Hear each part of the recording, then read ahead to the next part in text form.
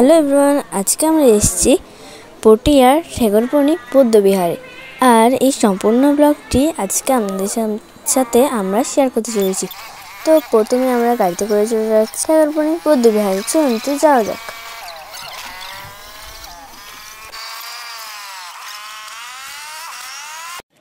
So এখন আমরা চলে এসেছি ঠেকরপনি বৌদ্ধবিহারে। আর এখানে বিভিন্ন দোকানপাট বসেছিল পুজোর সামগ্রী, সেখানকে আমরা কিনে নিয়েছিলাম ফুল। সো এটা আসলে ঠেকরপনি বৌদ্ধবিহার। চারপাশে পালায় ভর্তি, প্রকৃতির এক মনোরম সে ভরা। আর এখানে আমার দাদু ঠাম্মি এসেছিল, আমরা অনেকে মিলে এসেছিলাম। এখানে প্রায় 10 জন মতো হবে আর কি। তো সবাই আস্তে আস্তে মন্দিরের ভিতর প্রবেশ করছে। তো চলুন যাওয়া যাক। আর এখন আমরা চলে যাচ্ছি একদম মেন গেটে চলে এসেছি। এখন চলে যাব ভিতরে। আর মন্দিরটা তো দেখতেই পাচ্ছেন, সুন্দর, অপূর্ব সুন্দরে ভরা। আমার কোল আছে আমাদের পুষ্কি সোনা, দেখতে পাচ্ছেন তো। তো আমরা এখন ভেতরে চলে যাচ্ছি। ফাইনালি আমরা ভিতরে প্রবেশ করতে পারলাম। অনেকক্ষণ জার্নি হয়েছে, প্রায় 1-2 ঘন্টার মতো জার্নি করার পর আমরা এখানে এসেছি। আর বুদ্ধ মূর্তিটাই দেখতেই তো পাচ্ছেন, এটা অনেকটা কাহিনী আছে যেটা নাকি বাস্তবে হয়। তো সেটা আপাতত আমি বলছি না, না হলে ব্লগটা অনেক বড় হয়ে যাবে। চারিদিকে সবাই বন্দনা করতে বসে গেছে।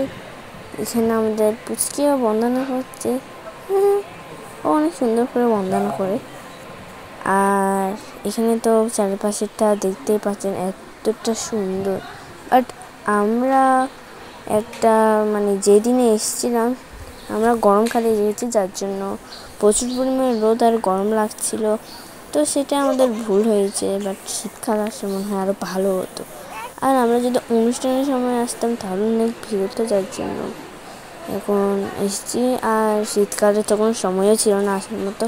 আর এখন সবাই পুজো সাজিয়ে নিয়েছিল, কিন্তু সেটার ক্লিপ আসলে নেওয়া হয়নি। কিন্তু পুজো নিয়ে আসার ক্লিপটা পারফেক্টভাবে নেওয়া হয়েছে। এদিকে আমার ঠাম্মির হাতে ফলমূল আছে, আমার একটা বড় দিদির হাতে আছে মাছ। আমি যেহেতু আমার উদ্দেশ্যে পুজোটা তোলা হচ্ছে, তো আমি দিয়ে দিচ্ছি এখানে যা ফলমূল আছে। তো ফলমূল দেওয়া শেষ হওয়ার পর সবাই এখন বসে পড়ছে বন্দনা করতে। তো দেখতেই পাচ্ছেন সবাই বন্দনা করতে বসে হচ্ছে। আর এদিকে আমাদের পুচকে তো খেলতেই ব্যস্ত আর কি বলবো, আমার তো কিছু বলাই নেই, আমার মুখের ভাষাই নেই কিছু বলা। ও যেভাবে দুষ্টুমি আসলে।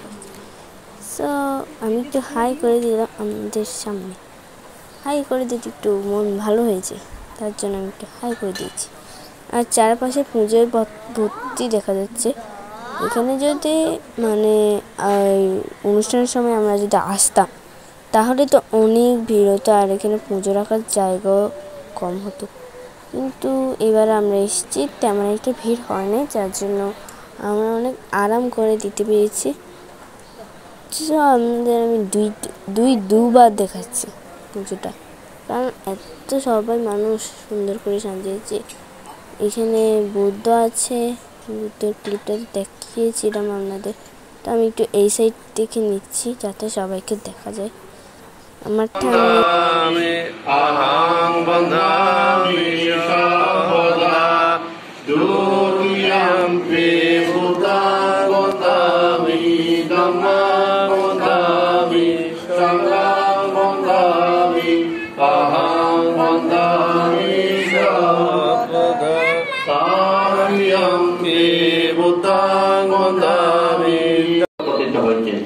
বিদ্যুতে পৃথিবীতে বিক্রি উৎপন্ন হয়, পৃথিবীকে শাখায় প্রশাখায় পত্র পল্লে পলে পলে সুবাসিত করে।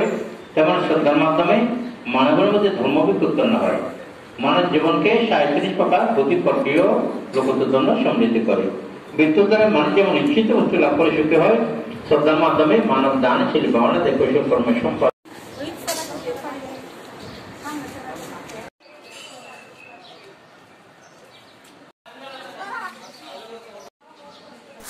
সো বন্দনা শেষ করে আমরা বাইরে চলে এসেছি।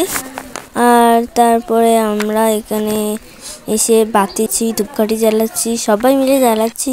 আমরা এখানে আরো অনেকেই জ্বালাচ্ছে, দেখতেই পাচ্ছেন আমার মা, আমার বড় দিদি, ঠাম্মি সবাই জ্বালাচ্ছে। তারপরে আমরা এখানে বুদ্ধকে বন্দনা করতে চলে এসেছি। এটা হচ্ছে আরো একটা বুদ্ধ, দেখতেই পাচ্ছেন। আর এটাকে অনেক সুন্দরভাবে ডিজাইনটা করা হয়েছে, সুন্দরভাবে সাজানো হয়েছে। রাতে আসলে এটা আরো সুন্দর হয়ে উঠবে। লাইট দিয়েছে তো, এখন তো দেখা যাবে না যেহেতু দিনের বেলায় এসছি।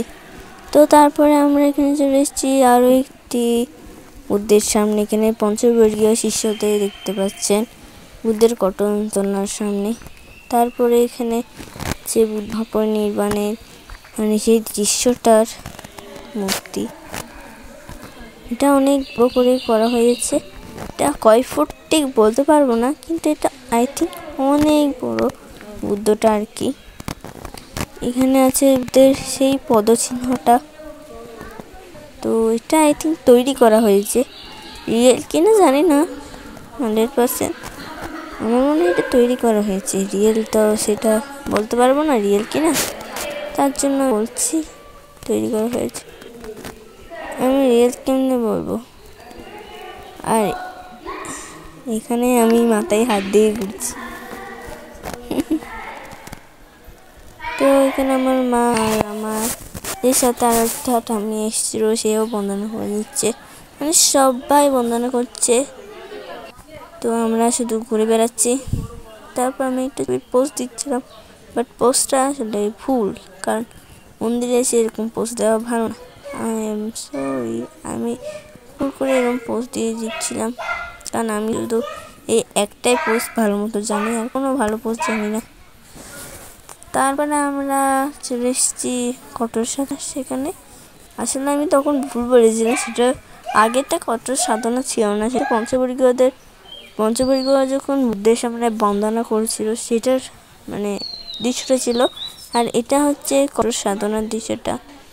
তারপরে বুদ্ধিবৃক্ষ সামনে চলে এসেছি বন্দনা করতে, আর দেখতেই পাচ্ছি বুদ্ধিবৃক্ষটা অনেক বড়।